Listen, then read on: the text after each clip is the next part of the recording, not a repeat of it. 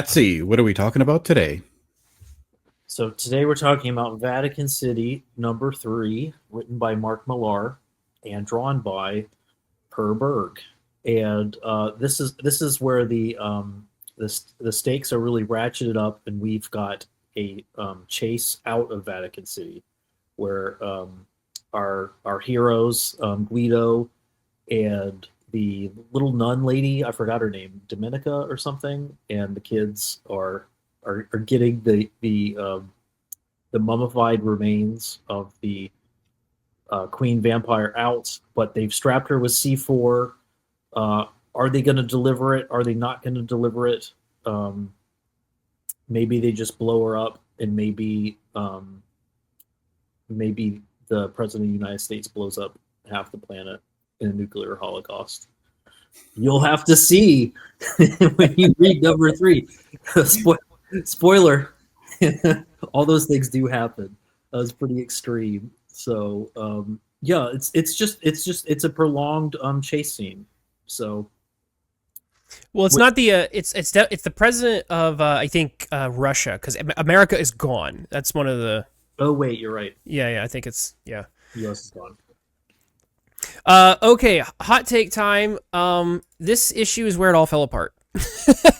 And I think it really demonstrates the and I don't know if it's Mark Millar's writing that's at fault here. It may in fact be Dark Horse's shyness on this project, but we've basically figured out as a comic book community, when you want to do a movie adaptation or a movie storyboard kind of story, we've settled on 5 issues. Like, that's kind of the amount of issues that you can do a story that's paced like this and deliver it in a satisfying manner. 3 issues is too short when you're pacing it like this. And so in this issue, things that have been kind of teased and promised throughout this comic really just have to rush at breakneck speed to get to the end. So no characterization, and yet we need character beats. So you get these very awkward moments where there's a woman character who's introduced in the first issue. She's like a secretary or something, and suddenly she's kissing the main hero for luck. And it's like, in a film, these characters would have had a couple of moments to really talk and bond, save each other's lives a little bit, have some conversations, and then when she kisses him, you feel something as an audience member because there's been some of that needed character development. But the moment happens where she kisses him, but I felt nothing because I was like, "Who are you? You're female number 2 who I've seen in 2 panels." It was You always kiss the stranger in the crisis. It's an Italian thing. Mamma mia. So there's moments like that where it's just the comic just comes apart. Also, there is a plot hole that you can drive a semi-truck through, and so I just have to get it out in the open. So in this comic, the vampire queen's been strapped with C4, and she blows up, and that works, and that's the plot hole, because in this comic, the priests have hidden her for hundreds of years underneath the Vatican. So if the priests have hidden her for hundreds of years because she's such a dangerous primordial force, what are you telling me, that a priest has never taken a torch and set her on fire and removed her evil from the world if it was that simple? Normally when the trope for this type of setup with a chthonic or Lovecraftian or even just supernatural vampire being is the fact that they regenerate or they're immune to conventional weapons, and so the spiritual power or magic or whatever, the supernatural force is sealing her. To seal the evil, you cannot kill with a sword. And in this story, it's just wah wah, she blows up. And it works, and it's just what's the point of sealing her underground and burying her if you could have just killed her, if the priest could have killed her hundreds of years ago? It's just that means that she's very delicate, right? That's why you have to seal her underground. That doesn't make any sense. Of plastic explosives, and it blows up, and everybody in the vehicle is okay in the caravan. That was more of my issue. I was I was thinking 60 pounds. Does he want to say 60? Does 12 not seem like enough? You don't want to say 5. You want a big hefty number. But if it blows up and it's a Chekhov's gun situation in a way, you're okay, I feel like this is probably going to happen. How big do you want the explosion to be? and have your character survive. Well, I guess it doesn't matter. Well, I what's guess weird? you have a big hefty number and have them survive just adjacent to the explosion. That was Well, more my kind of thing. I was like, ah, What was weird for me is like from a storytelling perspective, though, he set up that character or that mysterious entity as being the big bad, the thing that you would build up to and eventually have to confront and deal with. And then he just, supplanted it so, indifferent, kind of like so immediately. But then he replaced it with this whole scenario of the world being blown up instead. And is it an appropriate substitute? I didn't understand why this is now the big urgency that became the characters crescendo, the confrontation that they had to deal with at the end when there was no real build up to it at all. The world was ending, but was that something that was felt by the characters or experienced and that they were really contending with throughout these 3 issues, or was it this ancient evil that they had to suppress? So is it's a Deus Ex Machina like in full force? Is this, people often use that term, but they're misusing it. I mean, is this actually Jesus smiting all the in a way, in a real sense? that honestly, and he did this intentionally, like they were praying and then suddenly there's a cross in the sky and they're all flaming out, and it's like, oh, he went full, he did the full Monty with the religious thing. And they were able to get God to come in and destroy all the vampires, but no, it was actually just a nuclear weapon. But yeah, I thought that that's where that was headed at first. I thought that was very interesting, actually.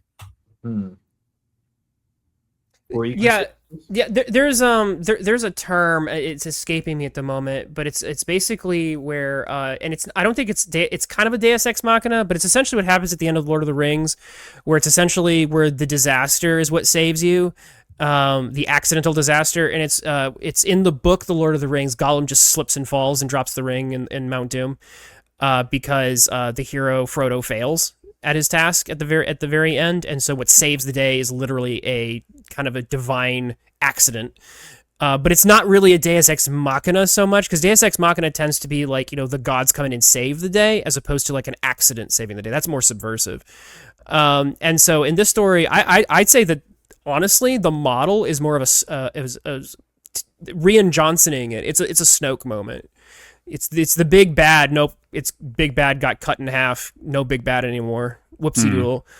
That's the way at least it felt to me. The moment that felt a little bit more genuine, and I do think this plays a little bit better, is the cross that looks like a star in the sky that ends up being the flash of the nuclear explosion, and the light purges the vampires in a sort of slightly subversive way, but in a way that's a little more fitting, because the 2 kids pray for salvation, and the salvation does come. So the salvation is not subverted. The salvation is just a little subversive, because it's not. It's God working through nuclear weapons, which is quite a. That might be a first. That might be a Mark Millar. That might be Mark Millar doing a unique thing that I haven't seen done before. Divine intervention through a nuke, blessing the nukes with holy water. Yeah. Painting crosses on them. So that moment came across, I think, a little better. I'm being honest. I think that one works a little better. Kind of convinced me. We're so used to nuclear explosions being used in one particular like secular mode in a way, right? This is actually, our instinct is to say they blew everybody up. I know how I'm supposed to feel about this, that this was a cheap end. But maybe once again, like he's reaching, I don't know, maybe a bit beyond his reach, but he's reaching pretty far with this and trying something that we're super used to being seen in a particular register. Now he's using it in a religious register, at least like metaphorically. He's remember the religious way, and that's kind of hard. It's unusual. Yeah. I remember the term, by the way. It's eucatastrophe. Is the term I was thinking of. So there's I would call the nuke a moment of or either I would definitely call the C4 moment eucatastrophe a bit. I'm frustrated that they all survived, though. That's the other thing that I felt was kind of just shoehorned in. Ground zero of where all the vampires are congregating, and all of their power is stored and amassed. But then they walk out fine from the experience, and now they're in some like desolate wasteland trying to figure out how to get, I think, westward, because they said that the east, or was it eastward because the west was decimated? Yeah, they were headed. Yeah, they're headed. I think they're headed towards Russia because Russia saved the world by nuking it, which is another kind of interesting moment because most Americans Western storytelling is the opposite. Russia destroys the world by nuking it, so this was a bit of a twist on that as well.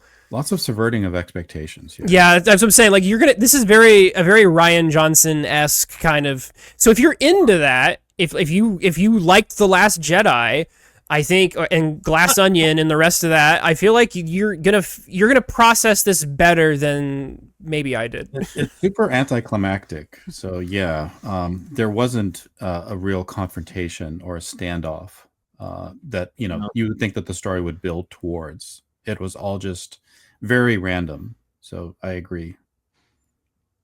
Yeah. The one part I do like, again, is the prayer moment, because having someone pray and have that prayer result in even a subversive amount of divine intervention that works out for the characters is a Christian message that is not super common in fiction. Mm-hmm. So the what Millar sets up there, again, I do appreciate. It's probably the best thing this book delivers in its ending is that particular moment, because a lot of subversion we see in storytelling nowadays would do the opposite. Someone prays and their prayers don't get answered. They die in a grisly way. Like that's done that before. So the fact that we're doing this is actually kind of refreshing. The fact that the people who pray are the ones who survive and their faith is rewarded by the storytelling universe. I do have to give him credit. That's not common. We don't see a lot of storytellers who will do that. And I'm not saying it never happens, but it is rare.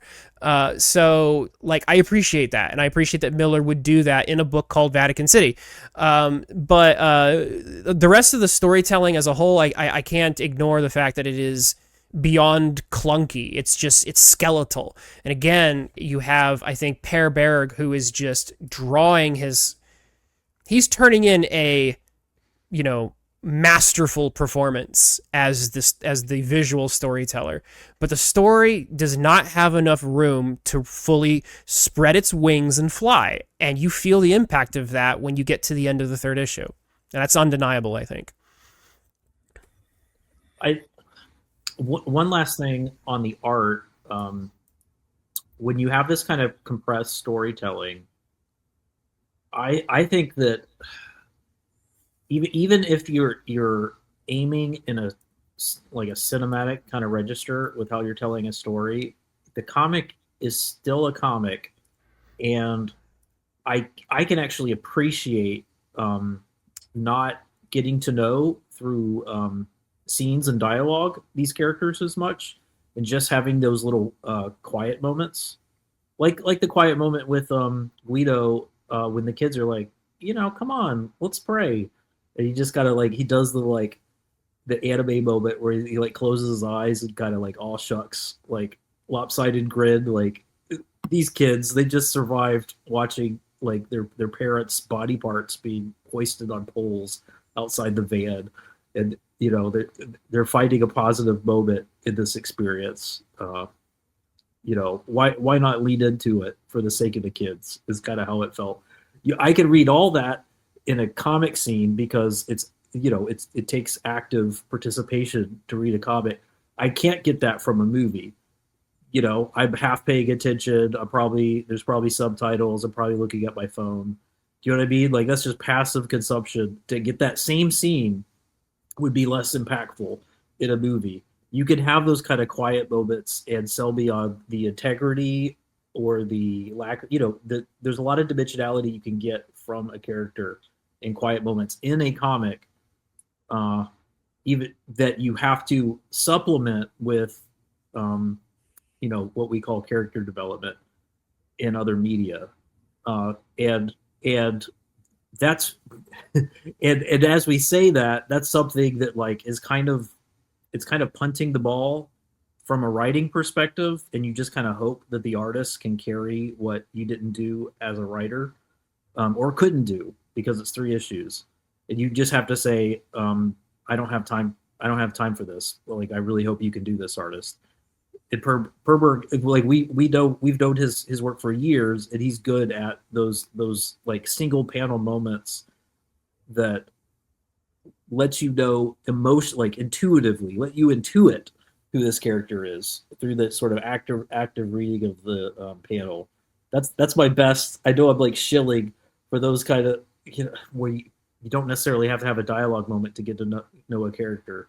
I think in comics, but at least this one actually, I mean, I think it's a great offering for Dark Horse, and we'd like to see 5 issues. That's probably a compliment to, at very least, the premise and the art that we'd like to see more. Um, and again, yeah, it took a lot of risks, and I'd rather see someone shoot for, I'd rather see someone like overextend themselves and then give an imperfect landing than do something safe. We've never seen Mark Millar do anything safe, I don't think.